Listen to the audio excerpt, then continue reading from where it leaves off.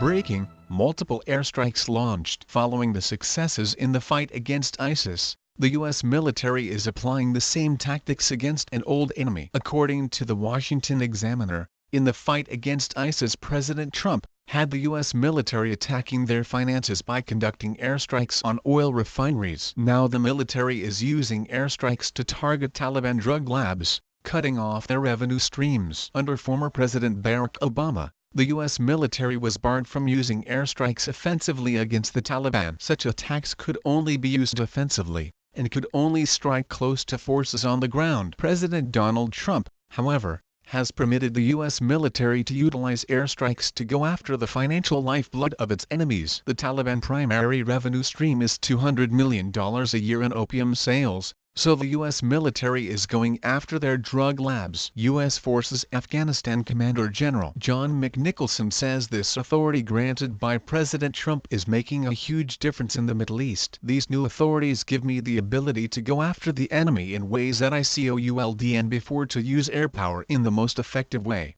Going forward, we hitting the Taliban where it hurts, which is their finances, he said. Previously, the war was fought seasonally. Ground troops would engage in battle during the spring and summer, known as fighting season, then break for the winter when such warfare isn't practical. With airstrikes, the U.S. can continue to hammer away at the enemy year-round. Gen. Nicholson believes the best way to combat the Taliban is a three-pronged effort. 1. Supporting Afghan forces fighting the Taliban with airstrikes similar to how ISIS was fought. 2. Cutting off revenue streams that will drain their war chests. And 3. Using upcoming local elections to enact social change which should hinder recruitment and outside support for the Taliban. Cutting off the Taliban ability to participate in the drug trade would be devastating to their bottom line. Roughly 85% of the world heroin is tied to the Taliban. They have 400-500 drug labs pumping out more drugs every year as part of a $60 billion industry from which they reap $200 million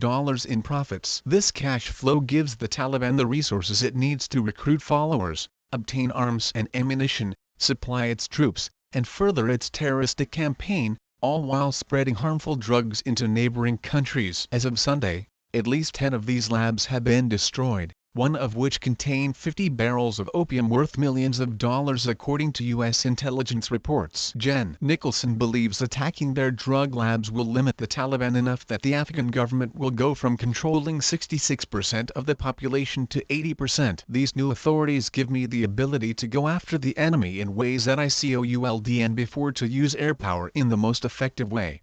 Going forward, we hitting the Taliban where it hurts, which is their finances coming from the business world. President Trump understands that an organization like the Taliban live and die by their bottom line. With a surplus of funds, they can expand their operations, better arm themselves and spread their power and influence. But if they are suffering financial losses every year, they are forced to operate on less, which limits their abilities and halts expansion efforts. No doubt the Taliban is hoping to seize more control and influence in the vacuum left by ISIS collapse. Hopefully, with the U.S. military and Afghan forces coordinating to take out their drug labs, they will lack the resources to take advantage of the void, allowing local government powers to step in.